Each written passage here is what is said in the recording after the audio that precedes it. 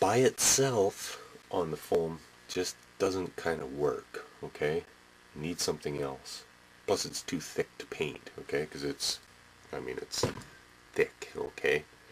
And you just can't, you gotta kind of rub it in. It doesn't work, okay? So,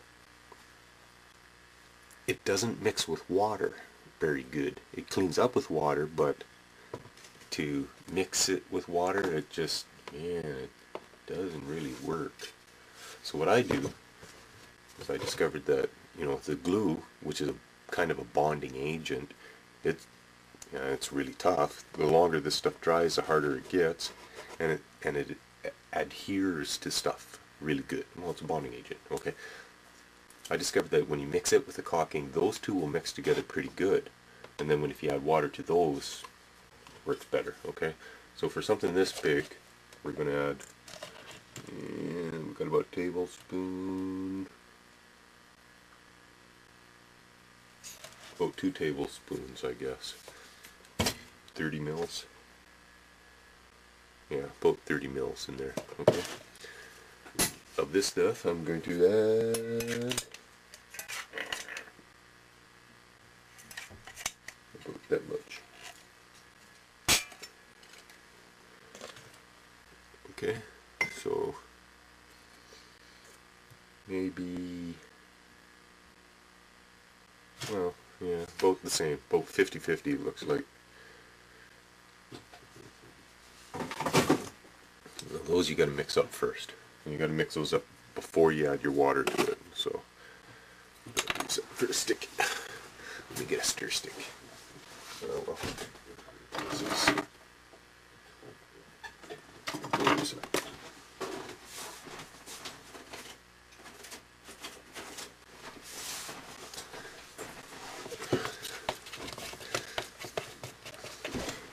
So mix these up really good, okay? Because you don't want lumps, that caulking lump stuff in there.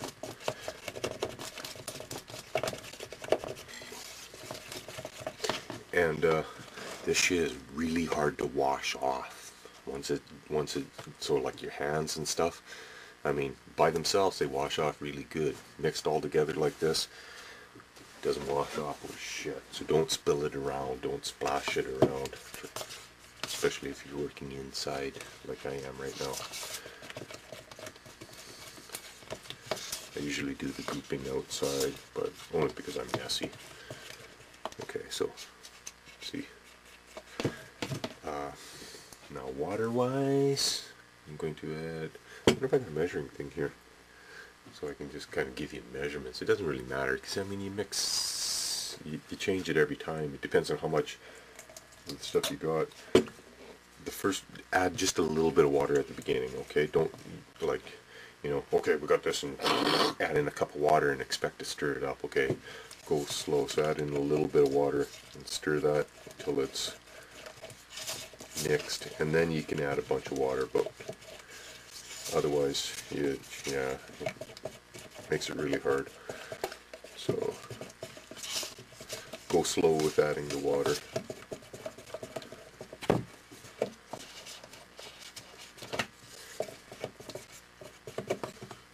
And when you add a little bit of water and you start stirring there, you'll see lumps of the acrylic, or the caulking that you didn't mix up good enough into your glue. That's why I say you gotta mix it really well with your glue. Those ones here you gotta, I don't know if you've done cooking, you've heard creaming butter, make it nice and soft, so that you cream it with the back of the spoon against the bowl, and you kind of heat it up as you're friction, moving it back and forth. That's what you have to do with those lumps, eh?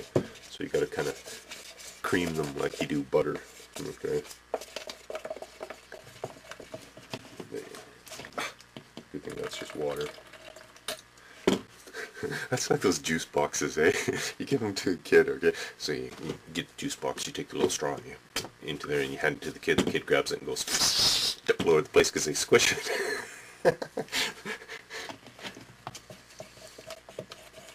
Yeah.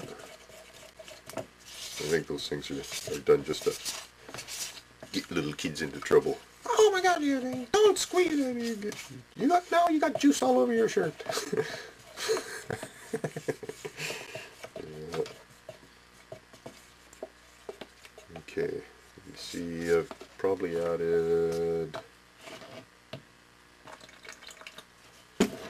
ratio wise we're probably at a third, okay? So, you know, 50-50 with the glue and the caulking, and then you know, half of that with water. So, you know, so basically now we've got a third. And it's pretty, well, you can see it's like a, well, I'm trying to think of, like if you stirred up an egg, you know, like if you know, lightly beaten egg, it's like kind of about that consistency. Now to this, I add plaster of Paris, which, or you know, sand or whatever you want to use as a medium in it, but usually I use plaster of Paris because I'm painting it on the side of this building here. And I left that outside, so I'm going to use some of this hydrocal, because we're just using a little bit here anyway. So hydrocal is like plaster of Paris, or potter's plaster. It's, you know, it's just a little bit stronger than your plaster of Paris. Plaster of Paris is readily available and cheap though. And like when you're adding it to anything else, you know, kind of sprinkle it in. Don't go glump, glump, glump with a whole bunch. And we just want to thicken it up. And the reason why I want to thicken it up is because this stuff is a paste, okay? You can see it's, you know, it's a paste in there, right? You paint it on.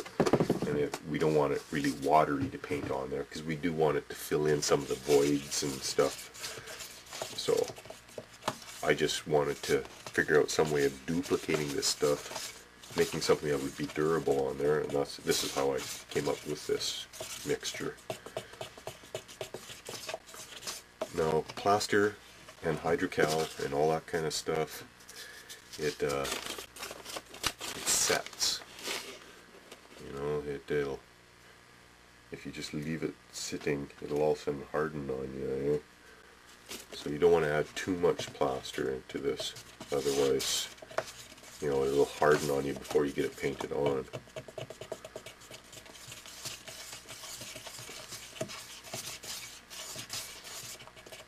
So that looks pretty good there. And that's like a very runny pancake dough or something.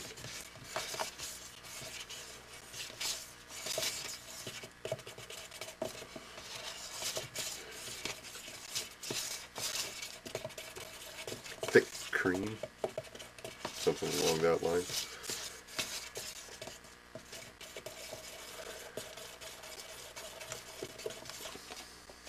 Okay, now because I want this a little bit darker and I want it all in one contiguous type layer on there, because I don't want to paint it after, I'm just going to add some paint to this.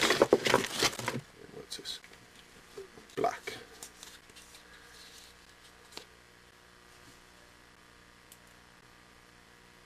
Left in this. Oh yeah. Good enough.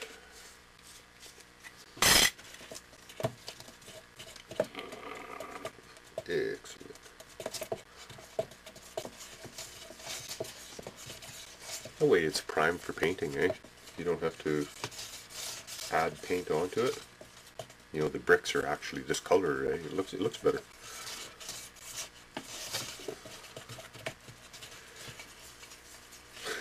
Checking for spills.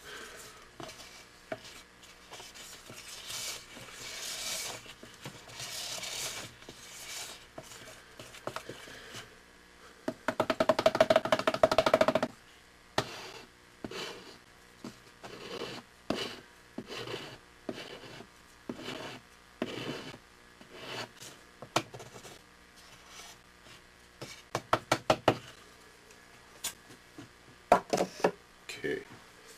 Alright.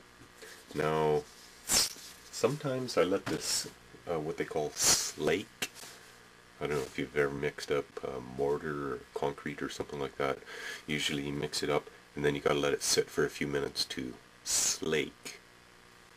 What that is, I have no idea. But anyways, you gotta do it. I think it has something to do with the limes and stuff in it. But I usually just kind of wait until some of the air bubbles have gone down a bit. Because I hate air bubbles on this shit too, eh? So...